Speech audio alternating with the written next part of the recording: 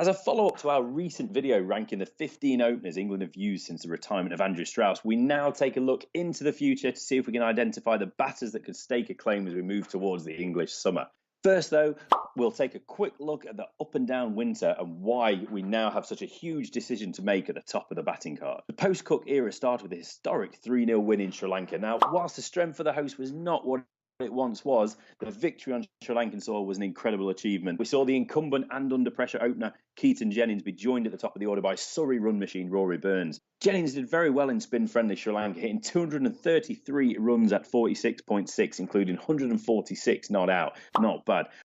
Whilst Burns hit 155 runs at an average of 25.83 with a high score of 59.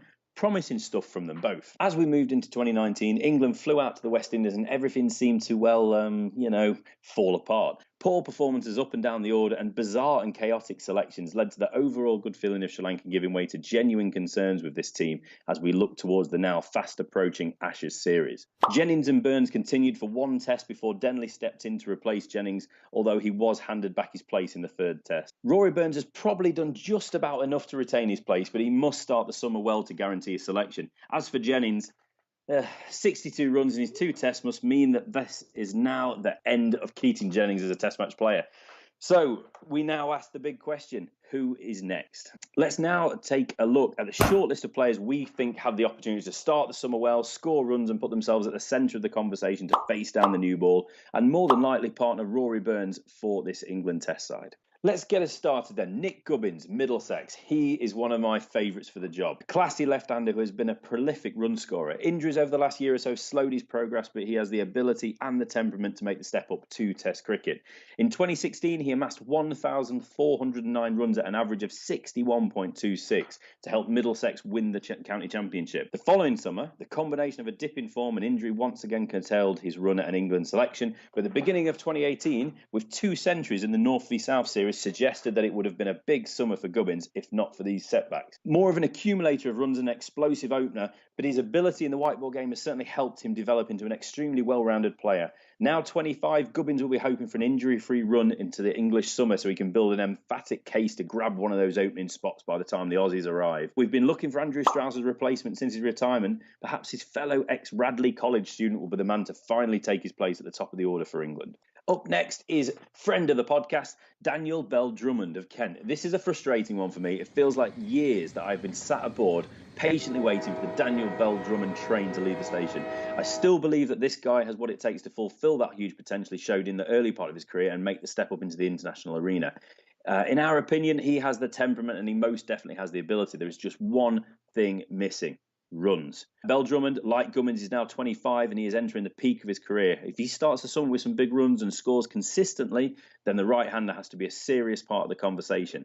Speaking of conversations, you need to go and check out our recent chat with Daniel where he speaks openly and honestly about his career and international aspirations.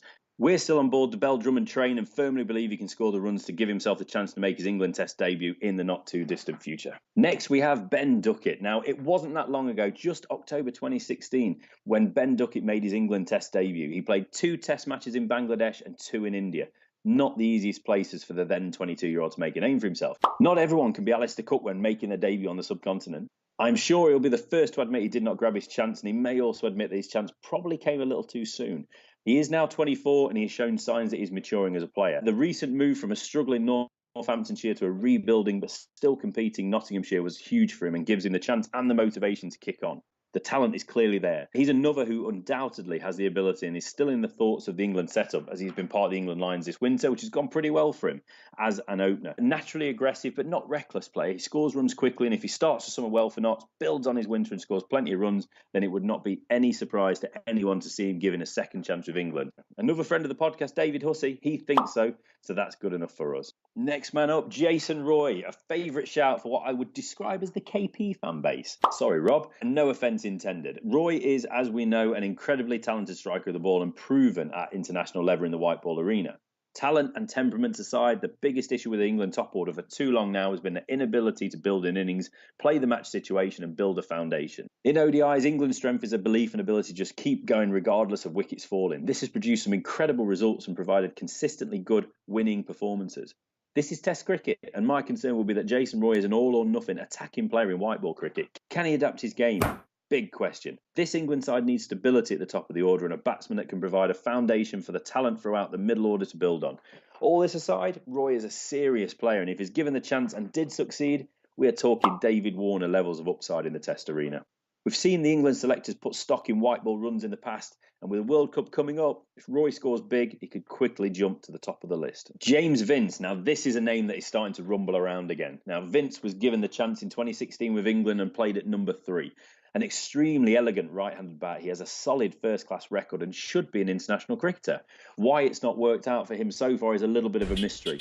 Technically, there are clearly issues as he seems to be a massive fan of nicking off, but that can't be the only issue. Perhaps he lacks the temperament needed in Test cricket. If he has not succeeded at number 3, why do we think he would be able to do the job opening? I'm not a fan of this option at all, but would not be totally against seeing him down at number 5 if a place was to become available in amongst that relatively settled middle order. Apart from his obvious ability, what does go in his favour is that the England setup clearly like Vince, and so it would be no surprise if they did give him another chance. Whether they should and whether he could do the job as an opener are totally different conversations. Next man, Will Rhodes of Warwickshire. Now, he is the youngest, just turning 24, and most definitely the least experienced of the candidates. Rhodes is still learning his craft with Warwickshire, but he has caught the eye of many regular county cricket viewers since he made his debut for Yorkshire back in 2014. Originally a seam bowling all-rounder, he made the move to opener while still with Yorkshire before making the switch to Edgbaston in 2018. Now, the move already looks to be a good one. Almost 1,000 runs in the county championship jettisoned Rhodes into the mix, and he should be looking at the uncertainty at the top of the order with England as a huge opportunity for him.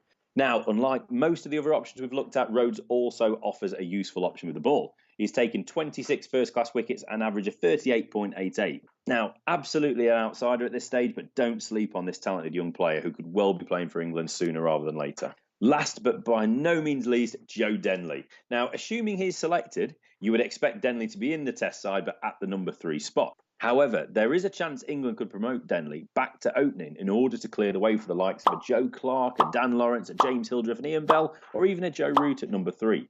Denley, the 2018 PCA Players Player of the Year and the winner of the MVP award, his England call-up was well and truly reserved. He's perfectly suited to the key role of number 3 with his experience of opening and facing the new ball alongside his ability as a player who likes to play his shots. Now, he's by no means a certainty with England, but his last innings of 6-9 in St Lucia made him look like an international calibre player. It would be our guess that he does start the Ashes at number 3, but there is always a chance he is given the responsibility at the top of the order if they believe the best way to strengthen is with a new number 3 or 4 rather than with a new opener. So there's some of the options that we think have a chance, but the big question now is who will get the call? It's a huge summer of cricket and the Ashes is like no other series. There are no absolute locks with these candidates, but there is plenty of talent and plenty of upside in English cricket. When the likes of Trescothick and Vaughan were given their chances, neither had particularly high first-class averages, so perhaps someone just needs to be given a chance.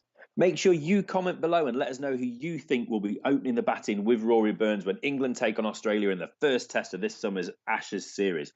Subscribe to never miss a video from The Leading Edge and check out our brand new global cricket website, www.leadingedgecricket.com, for all the latest articles from our writers from all around the world.